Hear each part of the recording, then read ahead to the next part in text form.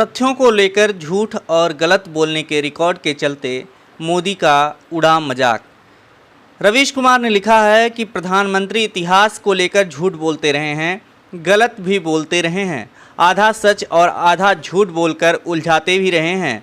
अगर झूठ और गलत बोलने में उनकी सरकार को भी शामिल कर लें तो ऐसी कई रिपोर्ट आपको मिल जाएगी जिसमें उनकी गलत बयानियों का पर्दाफाश किया गया है। इस रिकॉर्ड की पृष्ठभूमि में बांग्लादेश की आज़ादी के लिए सत्याग्रह और जेल जाने की बात को सोशल मीडिया पर मजाक उड़ जाना स्वाभाविक था। प्रधानमंत्री ने कर्नाटक के बीदर में बोल दिया कि जब भगत सिंह जेल में थे तब उनसे मिलने कांग्रेस का कोई नेता नहीं गया। तुरंत ही तथ्यों से इसे गलत साबित किया गया और आज तक प्रधानमंत्री ने उस पर कोई सफाई नहीं दी। गुजरात चुनाव के दौरान मोदी ने कह दिया कि मणिशंकर अय्यर के घर एक बैठक हुई थी जिसमें मनमोहन सिंह, हामिद अंसारी मौजूद थे। इस बैठक में पाकिस्तान के उच्चायुक्त और पूर्व विदेश मंत्री आए थे। मोदी ने बेहद चालाकी से इसे गुजरात चुनाव से जोड़ा और कहा कि पाकिस्तान कांग्रेस की मदद कर रहा है और अहमद पटेल को मुख्यमंत्री बनाना चाहता है। इस बैठक में पूर्व सेनाध्यक्ष दीपक कपूर भी थे।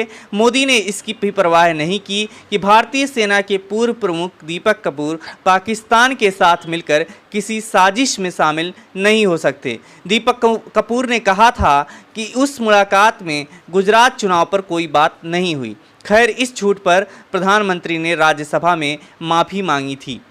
तक्षशिला बिहार में है, यह गलत बयानी थी। वाजपेयी मेट्रो में सवारी करने वाले पहले भारतीय थे, यह भी गलत तथ्य साबित हुआ। कर्नाटक की रैली में मोदी बोल गए कि उन्होंने खाते में सीधे पैसे भेजने की सेवा शुरू की, जबकि इसकी शुरुआत 2013 में हो चुकी थी।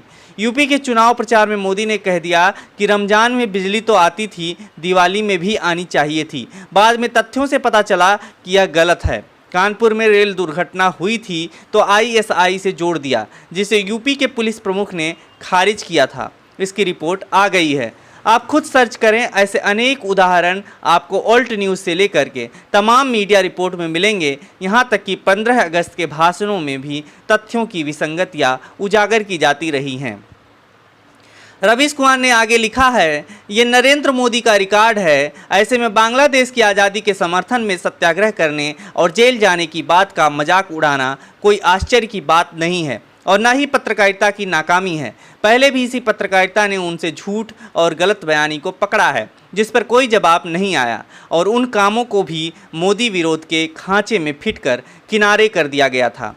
इस चालाकी को भी समझा जाना चाहिए। प्रधानमंत्री के राजनीतिक नेतृत्व के नीचे इतिहास का क्या हाल किया गया है और नेहरू के इतिहास को किस तरह कलंकित किया गया है बताने की जरूरत नहीं है। मोदी के राज में पत्रकारिता का क्या हाल हुआ है, उनके लिए पत्रकारिता के नाम पर छूट मांगने से पहले इसे अनदेखा नहीं किया जा सकता। यह बात सही है कि बांग्लादेश के निर्माण को लेकर उस वक्त देश में एक माहौल था। उस समय की रणनीति और राजनीति को समग्र रूप से देना यहाँ संभव नहीं है और ना ही सभी जानकारी हैं। जनसंघ ने बांग्लादेश को मान्यता देने के आंदोलन का समर्थन किया था। संघ ने भी, शेषाद्रिचारी ने दी वायर में लिखा है और वायर ने छापा है। शेषाद्रिचारी ने लिखा है कि बांग्लादेश का बनना संघ के अखंड भारत की सोच की जीत थी। इस लेख में भी सत्याग्रह का जिक्र नहीं है। हो सकता है लेखक से छूट गया हो या उन्होंने इसे महत्वपूर्ण न समझा हो, मगर चारी ने लिखा कि उस समय संघ और जनसंघ ने कई बड़े प्रदर्शन और मार्च किए थे। मुमकिन है कि सत्याग्रह के बारे में अलग से जिक्र करने की जरूरत ना हुई हो। अगर उन्हें मौजूदा प्रधानमंत्री के जेल जाने की बात का इल्म होता तो वे वाजपेयी की भूमिका के साथ मोदी के जेल जाने के संयोग का जरूर जिक्र करते।